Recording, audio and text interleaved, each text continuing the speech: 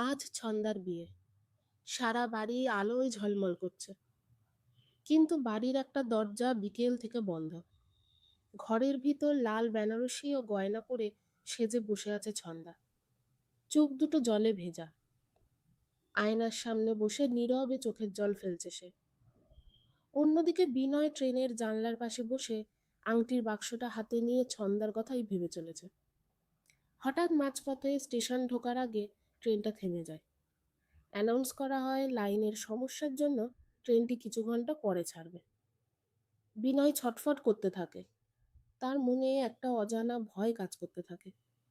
সে পরিকল্পনা করে ট্রেন থেকে নেমে সে বাস ধরবে। ছন্দা টেবিলের ড্রয়ারটা খুলে একটা ছবি বের করে আনে। ছবিটিতে বিনয় আর ছন্দা দুজনে কলেজের শেষ দিন ফেয়ারওয়েল পার্টিতে তোলা। সে ছবিটি বুকে চেপে ধরে আস্তে আস্তে বলল, তুমি যদি একবার আসতে বিনয়। বিনয় ট্রেন থেকে নেমে তাড়াহুড়ো করে বাসে উঠে বসল। বাসটাও বারবার জ্যামে দাঁড়াচ্ছিল। বিনয় তখন বাস থেকে নেমে প্রাণপণ দৌড়াতে লাগলো। অনেকটা পথ দৌড়ে সে ছন্দার গ্রামে গিয়ে পৌঁছালো। হঠাৎ রাস্তায় একটা লোকের সাথে ধাক্কা লেগে বিনয়ের হাত থেকে আংটির বাক্সটা পড়ে গেল। বিনয় বাক্সটা তুলেই লোকটাকে জিজ্ঞাসা করলো, দাদা, আপনি ছন্দার বাড়ি চেনেন? লোকটি আশ্চর্য হয়ে বললেন, ওর তো আজ বিয়ে, তুমি জানো না? বিনয়ের মাথায় আকাশ ভেঙে পড়ল। ও পাগলের মতন দৌড়াতে লাগলো। এদিকে ছন্দাকে সবাই মিলে বিয়ের মণ্ডপে নিয়ে গেল। ছন্দা মণ্ডপে যাওয়ার আগে পেছন ফিরে গেটের দিকে তাকালো। ওর মনে হলো যেন বিনয় এসেছে, কিন্তু না, নীরব গেটটা শূন্য হয়ে দাঁড়িয়ে আছে।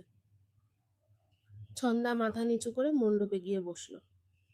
বিনয় অবশেষে গিয়ে পৌঁছালো ছন্দার বাড়ির সামনে। দরজায় গিয়ে দাঁড়াতেই সে অবাক হয়ে দেখলো ছন্দা বিয়ের মণ্ডপে বসে আছে। চারিদিকে সবাই আনন্দিত। বিনয় এক পা এগোতে গিয়েও পিছিয়ে এলো। সে ভাবল, আজ তার ভালোবাসা বাঁচাতে গিয়ে অনেক মানুষের আনন্দ সম্মান নষ্ট হয়ে যাবে। তাতে অনেকের জীবন ওলটপালট হয়ে যাবে। বিনয় ছন্দাকে মনে মনে বলল, তুমি সুখে থেকো ছন্দা, তুমি আমার শেষ ভালোবাসা। আস্তে আস্তে বিনয় বাড়ির গেট পেরিয়ে অন্ধকার রাস্তায় নেমে এলো। একা একা সে হাঁটতে লাগলো। ছন্দা শেষবারের মতো আবার গেটের দিকে তাকালো, কিন্তু ততক্ষণে বিনয় সেখান থেকে চলে এসেছিল।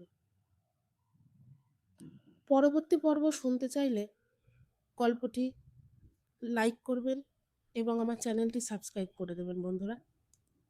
আমি আবার খুব শিগগিরই পরবর্তী পর্ব নিয়ে আপনাদের সামনে হাজির হব। ততক্ষণ ভালো থাকবেন, সুস্থ থাকবেন।